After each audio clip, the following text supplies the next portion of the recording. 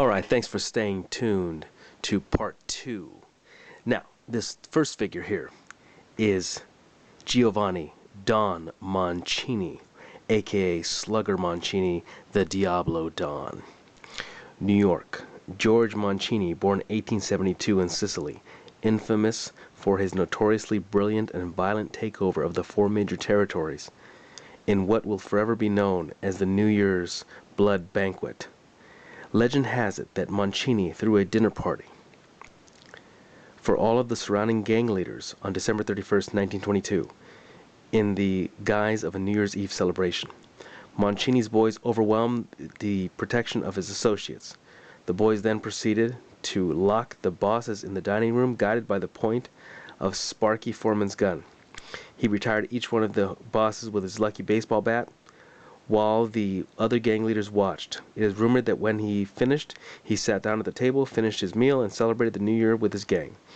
In the wake of this vicious takeover, Montini added to his already powerful organization all the racketeering, bootlegging, and protection business of his competitors and built the most powerful crime organization the country ever knew. Now, I got this figure loose, and I must apologize to the viewers because I got him with his little rap sheet. He had a little rap sheet like this, and he had a fish. He had a cold fish. I don't know what that was supposed to represent. And he had a baseball bat, and he had a gun. I cannot for the life of me find what happened to those items that I believe I put in a plastic baggie, and I don't know what. I mean, the familiar places, they're not there, so I apologize. He does come with a hat. To reveal his thinning hair, the hat removes. He does come with a cigar that does remove. Easily lost. Be careful with this cigar.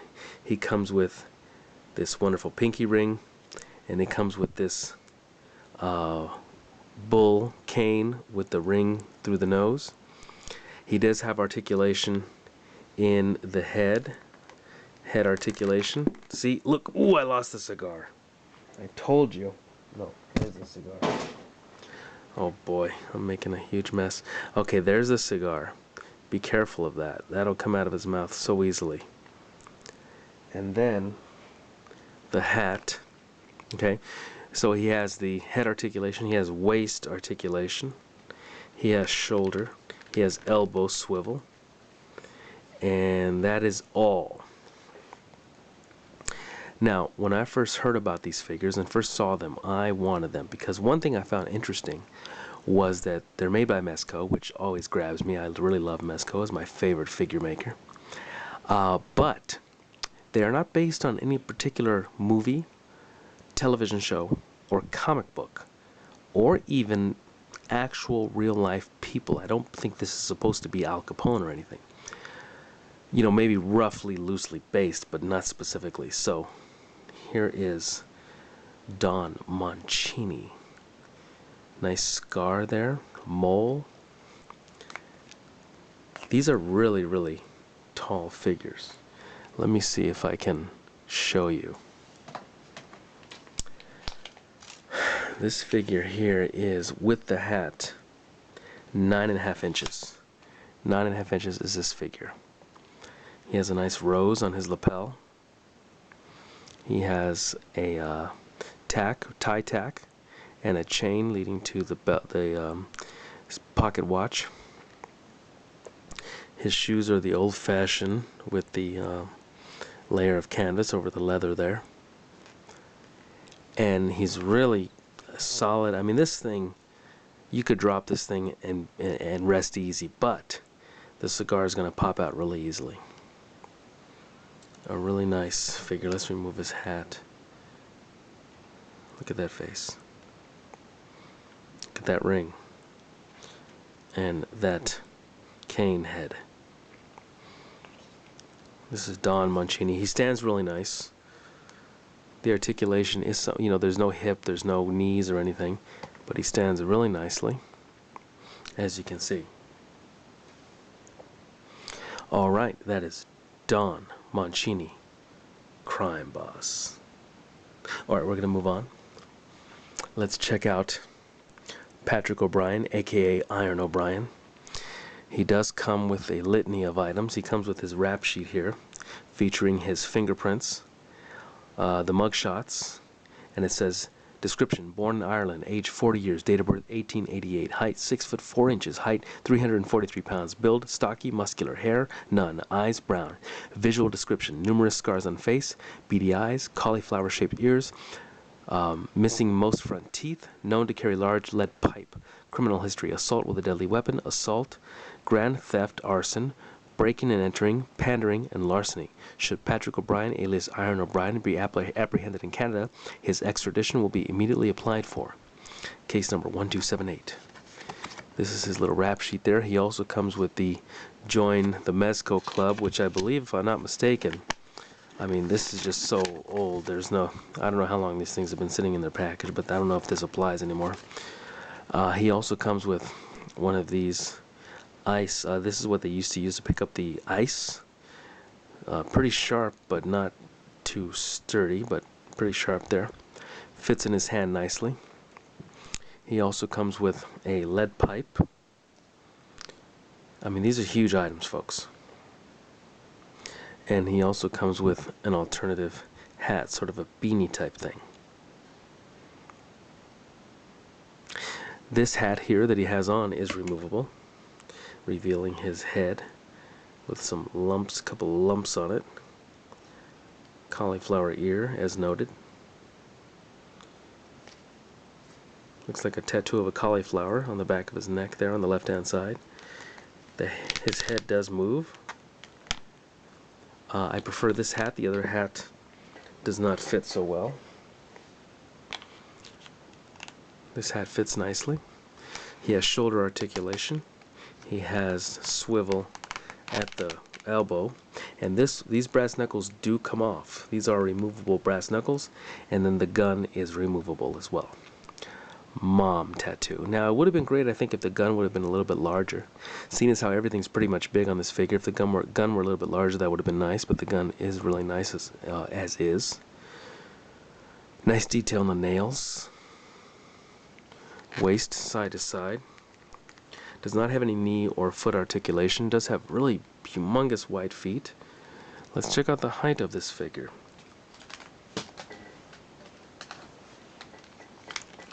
This figure stands about 9.5 inches tall with the hat.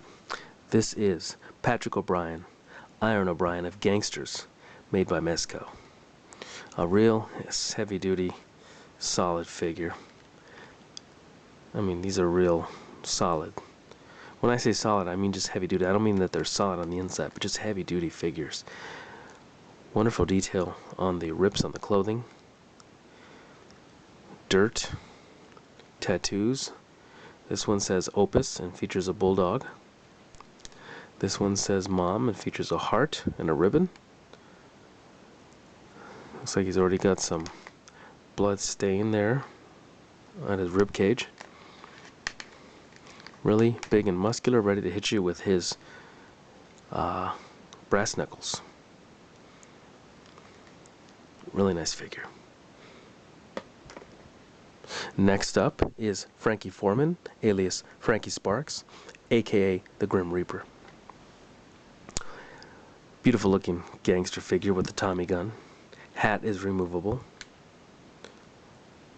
He features one eye, which is different than up here. If you look up there, he is pictured with two regular eyes. But if you notice here, one of his eyes is missing. Okay, let's read his rap sheet here. They do stand on their own quite nice. This is his rap sheet. I accidentally cut it in half when I opened up the packaging. Sorry about that. Description: Metro City Police, Frank Sparky Foreman, wanted for theft, assault, racketeering, and murder. Description: born in Germany, age 31 years, date of birth 1897, height 6 foot 2 inches, weight 170, build thin and lanky, hair brown, eyes right, Blue, light, left none. Visual description, missing left eye, replaced with glass white eye, clean shaven, usually wearing pencil-thin mustache, known to carry Tommy gun, criminal history, shoplifting, grand theft, extortion, breaking and entering, assault, assault with a deadly weapon, pandering, and murder. Should Frank Foreman, alias Frank Sparks, Sparky Foreman, the Grim Reaper, be apprehended in Canada, his extradition will be immediately applied for. I would imagine the same would apply in Mexico. Case number 12675. Also comes with the Join the Club Mezco stuff. I believe is outdated though, when I've tried to get information on this, to no avail. He also comes with, oh, okay now, don't start. He also comes with this awesome looking gun, a revolver,